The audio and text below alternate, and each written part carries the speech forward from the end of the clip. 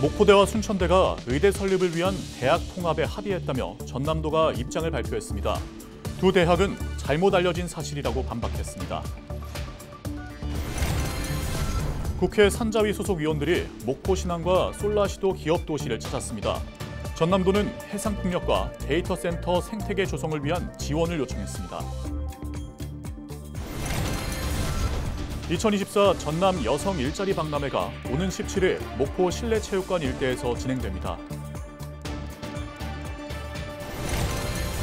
인구 감소로 인해 농어촌은 일손 부족에 허덕이고 있습니다. 완도 수산고는 지역 소멸 위기에 대응하고자 해외 유학생 유치에 집중하고 있습니다.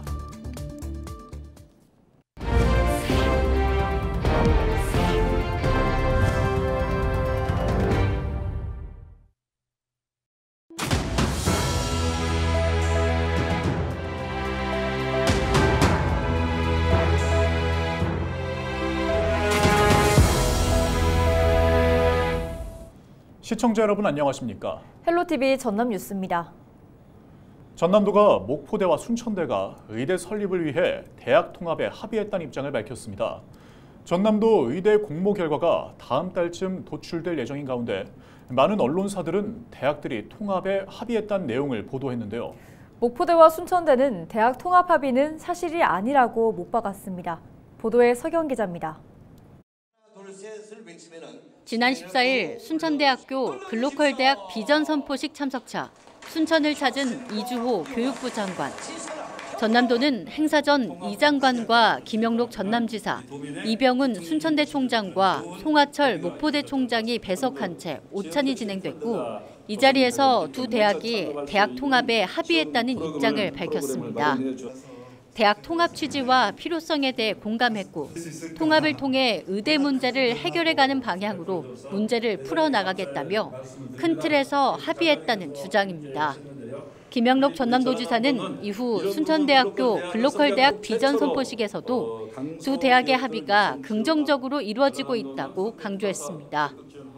양 대학이 지금 통합 물꼬가 튀고 있습니다만 통합 논의가 양직의 상생을 할 수 있는 통합 의과대학까지 갈 수 있다 하면은 우리 도민의 큰 바람이고 그런 꿈이고. 두 대학의 통합 합의 내용이 담긴 전남도 설명 자료가 배포되면서 언론사들의 보도가 잇따른 상황. 두 대학 구성원들 사이 혼란은 가중됐습니다. 통합에 대한 구체적인 협의 과정 없이 갑작스럽게 대학 통합 내용이 보도됐기 때문입니다. 목포대와 순천대 측은 상당한 논의가 필요한 의제라며 대학 통합 합의는 사실이 아니라고 선을 그었습니다. 지난 14일 두 대학 총장이 대학 통합 일정이나 절차, 요건 등을 교육부에 질의하면서 논의해보자 했을 뿐이었다고 설명했습니다.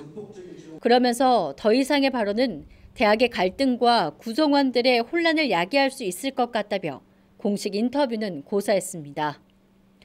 한편 전남도의 의대 설립 방식은 공모를 통한 1의대, 2대학병원과 목포대와 순천대의 통합을 전제로 한 통합의대 두 가지 방안으로 진행되고 있으며 다음 달쯤 최종 공모 결과가 발표될 전망입니다. 헬로티비 뉴스 서경입니다. 전라남도가 신재생 에너지 분야 현장 점검을 위해 목포 신항과 솔라시도 기업도시를 찾은 국회 산자위 소속 위원들을 만나 해상풍력과 데이터센터 생태계 조성에 대한 국회 차원의 지원을 촉구했습니다. 김영록 전남지사는 15일 이철규 위원장과 민주당 김원희, 국민의힘 박성민 간사 등 산자위 소속 위원 30여 명을 만나 목포 신항과 솔라시도 기업도시에서 대규모 전력을 생산해도 전력 개통이 없으면 운영이 어렵다며 345kV급 전력 개통을 새롭게 구축해 줄 것을 요청했습니다. 한편 전남은 신안에서 8.2기가와트급 해상풍력 발전단지가, 목포 신항은 관련 기자재 생산단지가 조성되고 해남 솔라시도는 연간 120기가와트시 규모의 태양광 발전단지와 데이터 센터가 들어설 예정입니다. 2024 전남 여성 일자리 박람회가 오는 17일 목포 실내체육관 일대에서 열립니다. 일자리 박람회에는 목포를 비롯한 전남 서남권 12개 시군에서 160여 개 업체가 참여하며 업체 30곳은 현장에서 1:1 면접, 나머지는 채용 게시판을 통해 채용 정보를 제공하게 됩니다. 박람회장에는 현장 면접관과 취업 컨설팅관, 창업 채용관을 비롯해 탄소 중립과 인공지능, 메타버스존 등 다양한 분야에 대한 취업 정보를 얻을 수 있습니다. 노벨문학상을 수상한 한강 작가가 자신의 이름을 딴 기념관 건립에 부정적인 입장을 밝혔습니다. 한 작가의 아버지인 한승원 작가는 장흥군이 부녀 문학관 건립을 추진 중이라고 했지만 한 작가는 모든 건물에 자신의 이름이 들어가는 것을 원하지 않는다고 설명했습니다. 한 작가는 또 같은 이유로 광주시가 제안한 노벨문학상 수상 기념 사업도 사양한 것으로 알려졌습니다. 해마다 인구가 줄어들면서 농어촌에서는 일손이 부족합니다. 전남의 고등학교들이 인력 부족 문제와 지역 소멸 위기에 대응하기 위해 외국인 유학생 유치에 나서고 있습니다. 보도에 장혜원 기자입니다. 자, 이제 80번 빌지 워터라인으로 갈 거예요. 학생들이 학교에서 어선 운항 관리를 위한 수업을 받습니다. 학생들은 컴퓨터로 선박 엔진 작동 시뮬레이션을 실습합니다. 실습실에서 수산식품 가공과 학생들이 미생물 배양 기술 수업을 받고 있습니다. 학생들은 실험 도구를 활용해 세균을 옮겨 담는 작업을 합니다. 전교생 200여 명이 있는 완도 수산고에서 학생들은 수산자원과 양식과 수산식품 가공, 어선 운항 관리 등 어업 특화 교육을 받습니다. 실습 중심의 교육을 마치면 곧바로 관련 업체에 취업할 수 있는 것이 장점입니다. 제가 다른 데서 못 해봤던 실습을 할 수도 있고 졸업을 하면은 바로 취업으로 전환이 가능하고. 이처럼 특화된 교육과 취업 경쟁력을 가진 학교지만 학생 수는 해마다 감소하고 있습니다. 완도군의 수산업 인력도 사정은 마찬가지. 최근 3년 동안 완도의 어가 인구는 해마다 줄어들면서 고령화와 인력난을 겪고 있습니다. 완도수산고는 이런 문제를 해결하기 위해 외국인 인재 육성 시스템을 도입했습니다. 내년 외국인 신입생을 유치하기 위해 필리핀과 인도네시아 학생 각각 4명을 선발했습니다. 완도수산고는 유학생들이 졸업 후 원양어선 항해사와 완도 폐양바이오 산업단지, 수산식품 가공업체 등 다양한 현장에 바로 투입될 수 있도록 각 회사와 채용 계약을 체결했습니다. 가장 필요한 것이 이제 한국어 능력을 향상하는 그런 프로그램을 운영하고, 그다음에 학생들이 학교 생활에 적응할 수 있도록 지원할 수 있는 그러한 인력을 지금 확보할 계획입니다. 완도 수산고를 비롯해 전남 생명과학고, 영암 구린공고 등 전남 직업계고등학교 5곳에서 해외 우수 인재를 유치하고 있는 상황. 전남교육청은 내년에 모두 76명의 유학생을 유치해 산업 인력을 양성할 계획입니다. 5개 직업계 고등학교에서 몽골, 베트남 학생들 76명이 입학하게 됩니다. 그런데 이후에 26년에는 이런 기존 직업계 고의 유치를 확대할 뿐만 아니라 강진에 전남 국제 직업고를 설립을 함으로써 매년 200명에 가까운 인력 부족 문제를 해결하기 위한 방안으로 도입된 외국인 유학생 선발제도. 외국인 유학생들의 국내 정착은 물론 지역 소멸 문제에도 도움이 될 수 있을지 주목됩니다. 헬로티비 뉴스 장혜원입니다.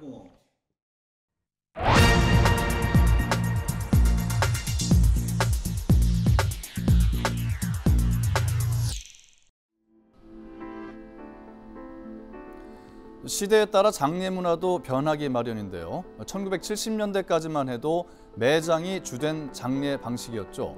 하지만 그러다 온 국토가 묘지로 뒤덮일지 모른다는 우려에 화장이 보편화되기 시작해 1994년 20%였던 화장률이 2000년에는 38%로 늘었고 2023년에는 90%를 넘어섰습니다. 인식 변화에 따른 현상이죠. 이웃나라 일본 역시 2차 대전 직후까지는 매장이 일반적이었지만 현재는 화장률이 99.9%나 됩니다. 화장의 보편화로 인해서 묘지의 필요성은 크게 줄었지만은 납골당 포화라는 새로운 문제를 안게 됐습니다. 대개 30년 정도의 봉안 기간이 끝나면 납골당에 모셔뒀던 유골을 돌려받는데 시설 포화와 비싼 비용 문제로 인해서 유골 관리가 어렵다는 문제가 생깁니다. 특히 1990년대 화장과 납골당 봉안이 보편화되기 시작했기 때문에 봉안 기간 30년이 돌아오면서 유골함의 대거 이동이 불가피해졌습니다. 일본 역시 납골당 포화로 인해서 다양한 대체 수단이 주목받고 있습니다. 나무 아래에 유골을 묻는 수목장, 그리고 유골을 바다에 뿌리는 해양 산골, 심지어 유골의 일부를 우주로 보내는 우주 산골도 있습니다. 유골을 담은 캡슐을 만들어서 인공위성과 함께 발사하는 건데요. 인공위성이 지구 궤도를 도는 동안 유족들은 실시간으로 위치를 추적할 수 있고 일정 시간이 지나면 인공위성이 대기권에 진입하면서 소멸됩니다. 우리나라도 이미 일부 시행되고 있지만 수목장과 화장한 유해를 산과 바다에 뿌리고 표지를 두지 않는 산분장, 그리고 디지털 추모가 보편화되도록 해야 한다는 의견이 제시됩니다. 또한 3일장에서 2일장이나 1일장으로의 전환을 통해 유족의 부담을 줄이고 경제적 비용을 절감해야 한다는 목소리도 있습니다. 데스크의 눈이었습니다.